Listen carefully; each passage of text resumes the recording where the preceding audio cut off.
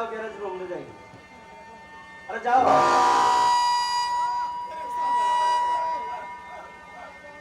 कथा कौन के मम्मी बोले अरे मारो मन पड़ी तो कौन है वाला काली का कोई मेडिसिन आउट सही दबन मत नहीं रहते हां नॉनसेंस जाओ गैरेज रूम में सोओ जाओ।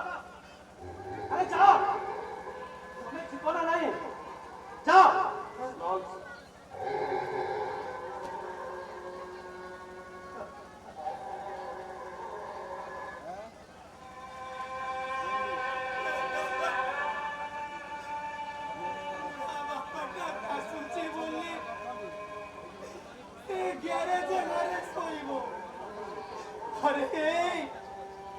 अरे ये सभ्य समाज मनीषा माने तुमको कौन शिक्षा सभ्यता यही सिखाई नहीं नहीं यही सिखाई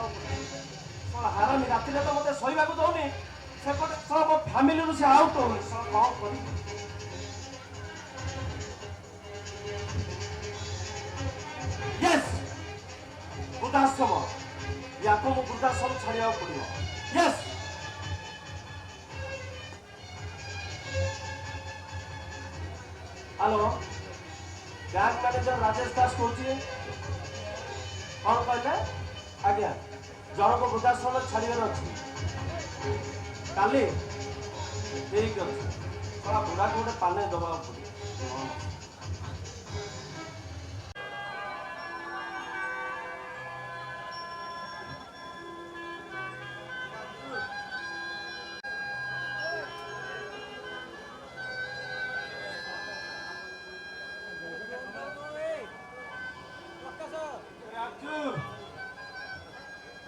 ରାଜୁ ରାଜୁଟା ମୋର କହିଥିଲା କି ମୋତେ ଏ ବୃଦ୍ଧାଶ୍ରମରେ ଛାଡ଼ିଦେଲା ପରେ ବାପା ମୁଁ ତମକୁ ସବୁଦିନ ଦେଖିବାକୁ ଆସିବି। ଆରେ 2 ମାସ ହେଲା ଗଲାଣି ଯେ ଗୋଟେ ଦିନ ବି ଆସିଲାନି। ସବୁଦିନ ଆସିବ। ଆରେ ସବୁଦିନ ଆସିବ। ଆପଣ ବିଶ୍ରାମ ନିଅନ୍ତୁ। ଆପଣଙ୍କ ଦେହ ପରା ଭଲ ନାହିଁ। ଆରେ ବାପା ଦେହ ଆଉ କଣ ମୋର ଭଲ ହବ କି ରେ? କାହିଁକି ଭଲ ନ ହବ? ମୁଁ ପରା ଅଛି ଆପଣଙ୍କ ସେବା କରିବା ପାଇଁ। ଏ ବାପା ଗ୍ୟାରେଜ ଘରେ ଶୋଇବା, ବୃଦ୍ଧାଶ୍ରମରେ ରହିବା, ୟା ପରେ ତୁ ମତେ କହୁଛୁ ମୋ ଦେହ ଭଲ ହେଇଯିବ। କାହିଁକି ଭଲ ନ ହବ? କାହିଁକି ଭଲ ନ ହବ କହିଲେ? ମୁଁ କଣ ଆପଣଙ୍କ ସେବା କରିପାରିବି? ହେଲେ ମଉସା ଏ ଯୋଉ ବୃଦ୍ଧାଶ୍ରମ କଥା କହୁଛନ୍ତି, ଗ୍ୟାରେଜ କଥା କହୁଛନ୍ତି, ଏସବୁ ମୁଁ କିଛି ବୁଝିପାରୁନି ଯେ। ତତେ ଯଦି ମୁଁ ବୁଝେଇ ପାରୁଥାନ୍ତି ତେବେ ଏଗୁଡାକ ମୁଁ କହିପାରନ୍ତି ରେ ବାବା, କହିପାରନ୍ତି ମୁଁ ତତେ। ଛାଡ଼ନ୍ତୁ ସେ କଥା ମଉସା। ଆପଣ ଚାଲନ୍ତୁ, ଆପଣ ବିଶ୍ରାମ ନେବେ। ଆପଣଙ୍କ ଦେହ ଏବେ ତ ଭଲ ନାହିଁ। ହେ ବାପା ବାପାରେ ତତେ ଗୋଟେ କଥା କହିବି, ତୁ ମୋ କଥା ରଖିବୁ ନା? ନିଶ୍ଚିନ୍ତ ନିଶ୍ଚିନ୍ତ ରଖିବି ମଉସା, ଆପଣ କୁହନ୍ତୁ। ହେ ବାପା ମୁଁ ଗୋଟାଏ ନିସନ୍ତାନ ବାପା। ପୁଅଟିଏ ରଙ୍କୁଣା ହେଇ ପୁତ୍ର ସ୍ନେହରେ ମୁଁ ଅନ୍ଧ ହେଇଯାଇଥିଲି। ହେଲେ ନା ନା ନା ନା, ସେ କଥା ମୁଁ ତତେ କହିପାରିବିନି ରେ। କୁହନ୍ତୁ ମଉସା। ଏଇ ମଉସା ଡାକୁଛୁ ତୁ ମତେ? ମୋ ଛାତିରେ ପଥର ଜମାଟ ବାନ୍ଧି ଯାଉଛି ରେ ବାବା। କହିବି, ଆରେ ଗୋଟେ କଥା କହିବି, ତୁ ମୋ କଥା ଶୁଣିବୁ ବାପା? କୁହନ୍ତୁ ମଉସା। ଏ ବାପା, ଆରେ ତୁ ମତେ ଥରେ ବାପା ବୋଲି ଡାକି ପାରିବୁ?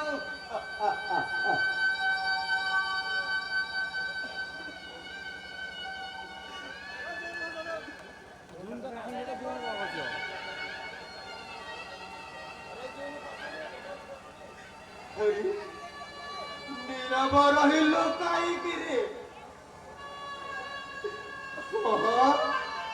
ମୋ ପ୍ରଶ୍ନର କ'ଣ ଉତ୍ତର ନାହିଁ?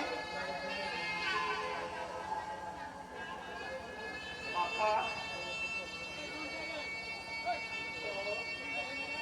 ଆରେ ଡାକ, ଆରେ ଡାକ।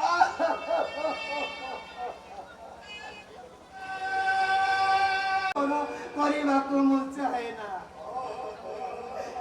ଏ ବାପା ଗୋଟେ କଥା କହିବି, ଶୁଣିବୁ? ଧରି ବାପା ତୋର ବାପ ମା ଅଛନ୍ତି?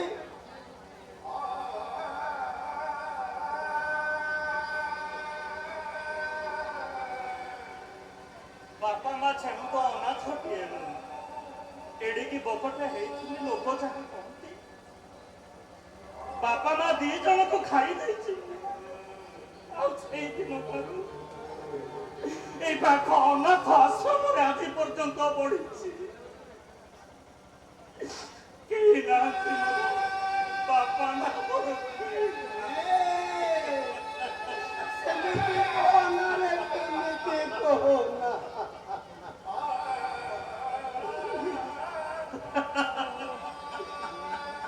ଶୁଣ ବାପା, ଏ ଦୁନିଆରେ କେହି ଅନାଥ ନାହାନ୍ତି ରେ। ଏ ଦୁନିଆରେ କେହି ଅନାଥ ନାହାନ୍ତି। ଆରେ ଯାହାର କେହି ନାହାନ୍ତି ତାର ପରା ମହାବାହୁ ବଳିଆର ଭୁଜ ଜଗନ୍ନାଥ ଅଛନ୍ତି ରେ, ଜଗନ୍ନାଥ ଅଛନ୍ତି। ହେ ବାପା, ଆରେ ତୁ କାହିଁକି ଅନାଥ ହବୁ? ତୁ ପରା ମୋ ପୁଅରେ ଆ ବାପା ମୋ ଗୋଡ଼କୁ ବାରମ୍ବାର ବାପା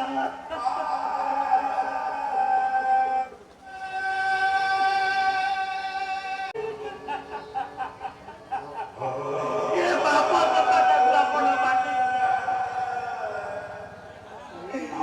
ବାପା ମା ଜାଣିନଥିବା ବାପା ଚନ୍ଦ୍ର ପିଲାଟି ଆଜି ଯେତେବେଳେ ଗୋଟେ ପୁତ୍ର ସ୍ନେହ ପାଇଛି ସେଥିରୁ ମୁଁ ବଞ୍ଚିତ ହବାକୁ ଚାହେଁ ନାହିଁ।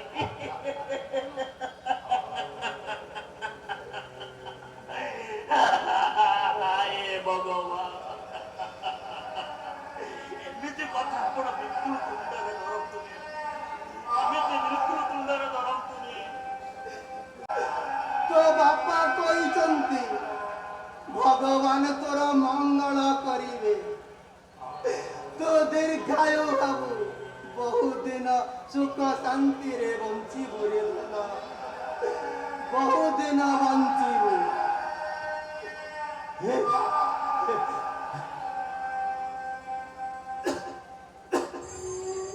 କିଛି ହବନି ରାମ, ତୁ ପରା ମୋ ପାଖରେ ଅଛୁ, ମୁଁ ଏତେ ଶୀଘ୍ର ମରିବିନି ରେ। ଆଉ ଗୋଟେ କଥା ମାଗିବି, ଦବୁ ତୁ ମତେ? ନିଶ୍ଚିତ କୁହନ୍ତୁ ବାପା। ହିନ୍ଦୁ ଧର୍ମର ପୁଅଟିଏ ପାଇଁ ବିକଳ ହୁଅନ୍ତି ବାପା ମା, ଟିକିଏ ମୁଖାଗ୍ନି ପାଇଁ। ଏଇ ତୁ ମୋ ପୁଅ, ମୁଁ ମରିଗଲେ ତୁମ ମୁହଁରେ ମୁଖାଗ୍ନି ଲାଗିବ ନା?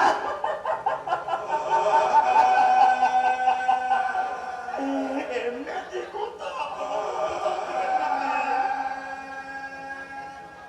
ନାଇଁ ବାପା, ଆପଣ ମରିପାରିବେନି।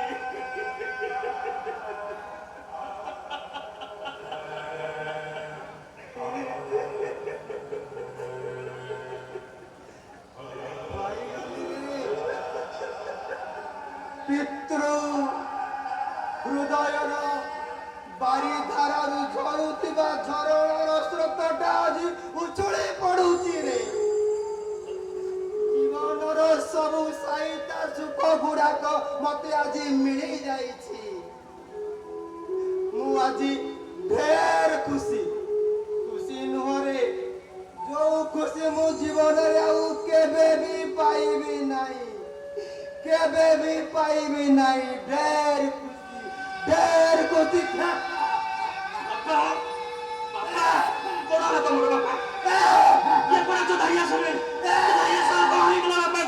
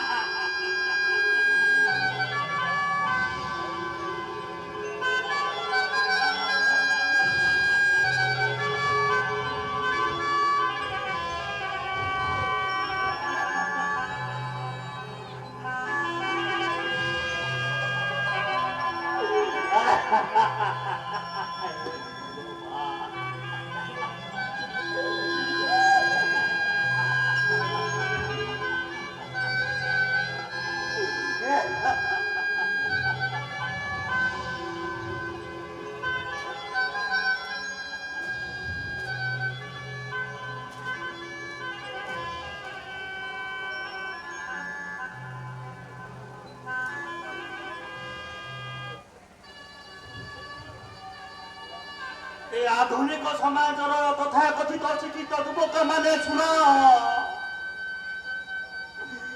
ଭୌତିକ ସୁଖର ଦ୍ୱାହି ଦେଇ ନିଜ ପିତା ମାତାଙ୍କ ପ୍ରତି ଥିବା କର୍ତ୍ତବ୍ୟ ବୋଧକୁ ଯେତେବେଳେ ତୁମେ ମାନେ ଭୁଲି ଯାଉଛ,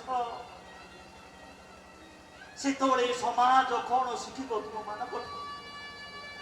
ଯୋଉ ପିତା ଦିନେ ତୁମକୁ ନିଜର ପେଟରୁ କାଟିକି ଏଡ଼ିଠାରୁ ଏତେ ବଡ କରିଛି, ଦାଣ୍ଡରେ ଛାତି ପିଟି କହୁଥିଲା ମୋର ପୁଅଟିଏ ହେଇଛି, ମୋ ପୁଅ ମଲା ବେଳେ ମୋ ଶବଦାହ କରିବ, ମୋ ମୁହଁରେ ମୁଖାଗ୍ନି ଦେବ, ମୋର ପିଣ୍ଡ ଦାନ କରିବ, ମୋ ପିତୃପୁରୁଷକୁ ପାଣି ଦବ, ମୋ ଜୀବନଟା ଶାନ୍ତିରେ ସ୍ୱର୍ଗରେ ନିଶ୍ୱାସ ମାରିବ। ହେଲେ ଆଜି ଏ ଜ୍ୱଳନ୍ତ ଉଦାହରଣ କଣ କହୁଛି? ଏ ସଂସାରରେ କେହି ନୁହଁ କାହାର। ଏ ସଂସାରରେ କେହି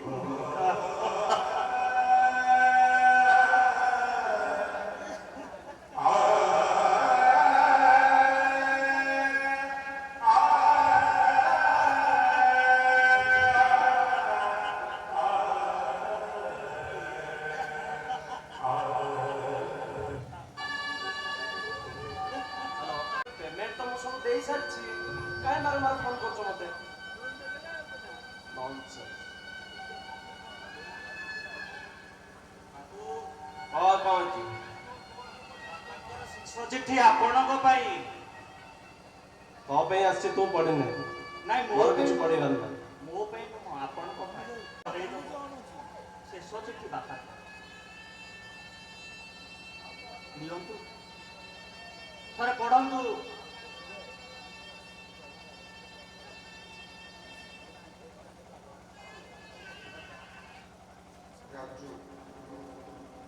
ଭଗବାନ ତୋର ମଙ୍ଗଳ କରନ୍ତୁ ଭଲରେ ରହିବ ହଁ ଆଜିକୁ 30 ବର୍ଷ ତଳେ ତୋ ବୋଉ ମାନେ ମୋ ସ୍ତ୍ରୀ ଆଉ ମୁଁ ପ୍ରତି ମାସରେ ଅନାଥ ଆଶ୍ରମକୁ ଆସୁ ଅନାଥ ପିଲାମାନଙ୍କର ମୁହଁରେ ଟିକେ ହସୁ ଦେଖିବ ସାଥିରେ କିଛି ଖେଳନା ଚକୋଲେଟ ନେଇକି ଆସୁ କାରଣ ଆମେ ନିଃସନ୍ତାନ ଥିଲୁ ଚକୋଲେଟ ନେବାକୁ ଦୌଡ଼ି ଆସିଲା ବେଳେ ତୁ ପଡ଼ିଗଲୁ ତୋ ମୁଣ୍ଡଟା ଫାଟିଗଲା ମୋ ସ୍ତ୍ରୀର ପଣତ କାନିରେ ରକ୍ତ ଆଉ ଲୁହ ପଛୁଥିଲା ବେଳେ କରୁଣ ଚାହାଣୀରେ ତୋ ପାଟିରୁ ବାହାରି ଆସିଲା ମା ମୋ ସ୍ତ୍ରୀର ମାତୃତ୍ୱ ବିଳପ ଉଠିଲା ମତେ ଚାହିଁ କହିଲା ଏ ଡାକିକୁ ଆମେ ଘରକୁ ନେଇଯିବା ପୁଅ କରି ରଖିବା ତାଙ୍କ କଥା ଭାଙ୍ଗି ପାରିବ ନେଇ ଆସ ନା କେବେ ଭାବିବାକୁ ଦେଲି ଯେ ତୁ କିଏ ତୁ ପରିଚୟ କଣ 2 ବର୍ଷ ରହିଛି ପାଠ ପଢେଇବି ଦେହ ଖରାପ ହେଲେ ସ୍ୱାମୀ ସ୍ତ୍ରୀ ରାତି ସାରା ଅନିଦ୍ରାର ସେବା କରୁଥିବେ ତୁ ସମାଜରେ ମଣିଷ ବାପାରେ ମୁଁ ଘରର ସମସ୍ତ ସମ୍ପତ୍ତି ତୋ ନାଁରେ ବିଲି କରି ଦେଇଛି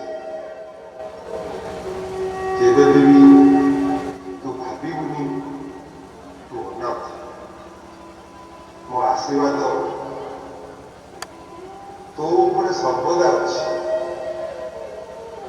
ରହୁଛି ଇତି ବାପା ବାପା ତମେ ମତେ କ୍ଷମା କରିଦିଅ ବାପା ତମେ ମତେ କ୍ଷମା କରିଦିଅ ବାପା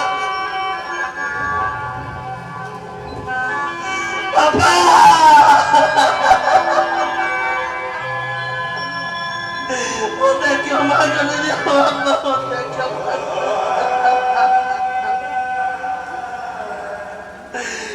ମତେ କ୍ଷମା ଆଜି ଅନାଥ ହେଇଗଲେ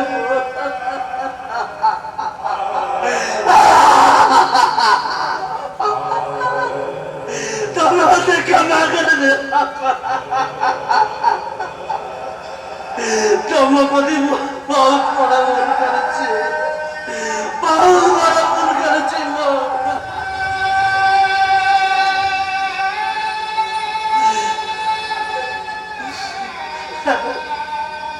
ଏବେ ବାପା ବୋଲି ମୁଁ କାହାକୁ ଡାକିବି ବାପା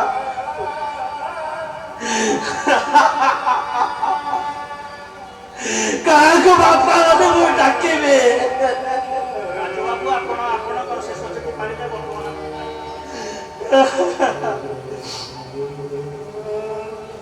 बापा को टिके देखिया को मु चाहूची करे दिया बोल मो प्रायश्चित तमे ताकू आउ देखि पारिबो नाही कि छुई भी पारिबो ना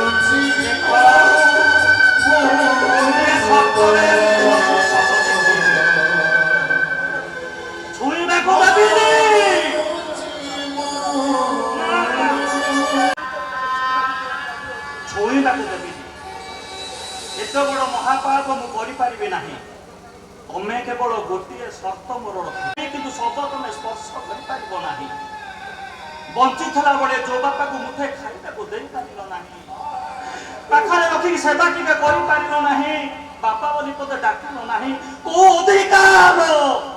कौ अधिकार रे तमे आज एठी मते अनुरोध करूछ बापा को शेष स्पर्श करिवो बोली तुमरो बोले जदि तुमरो लज्जा मोर किछ काम करते तुमे मते अनुरोध करंतो ना मोर सब भूल जाछि बापा तोर बच्चे तथापि धर्म अछि धर्म को द्वाही दे मु तुमको बापा कर शेष थर पाई मुह के दर्शन करि दोछि किंतु शर्त खिलाफ कले मु तुमको बोला नहीं मते तार बापा छे दे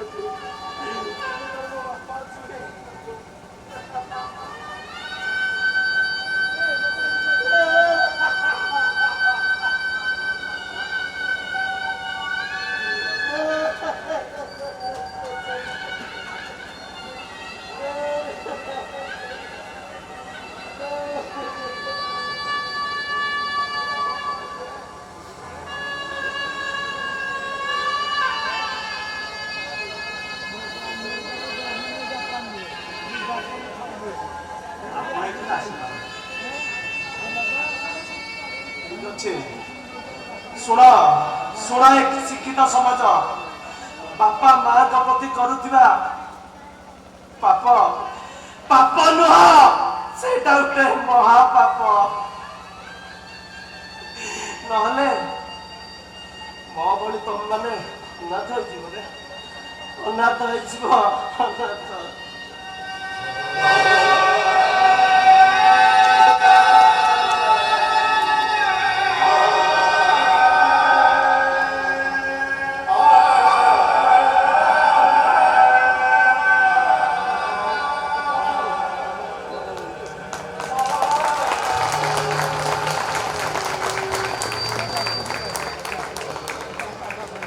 सुंदर वार्ता सुंदर कथा निर्देशना कहानी रचना सब किछर भार संभाली थिले हम समस्त अति प्रिय हिंदी सर हम समस्त हिंदी सर के गोटे जोरदार कर ताली दबा एबे एई कहानी आश्चर्य लागिला बहुत खुशी लागिला जे मात्र 3 जन कलाकार को ने एते सुंदर भाव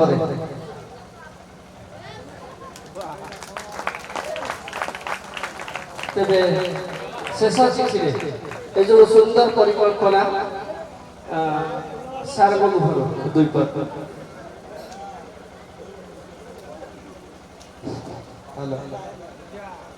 समाज प्रतिदिन घटुवा एगुड़िक गोटे गोटे घटना घटना एत मात्रा बढ़ी जे तार काया दिन को दिन विस्तार कर चली बापा माँ माने अवहेलित होती ବାପାଙ୍କ ପାଇଁ ପିଲାମାନଙ୍କର ଯୋଉ କର୍ତ୍ତବ୍ୟ ସେ କର୍ତ୍ତବ୍ୟ ବୋଧକୁ ଭୁଲି ଯାଇଛନ୍ତି। ବାପା ଗୋଟେ ଶବ୍ଦ ନୁହେଁ,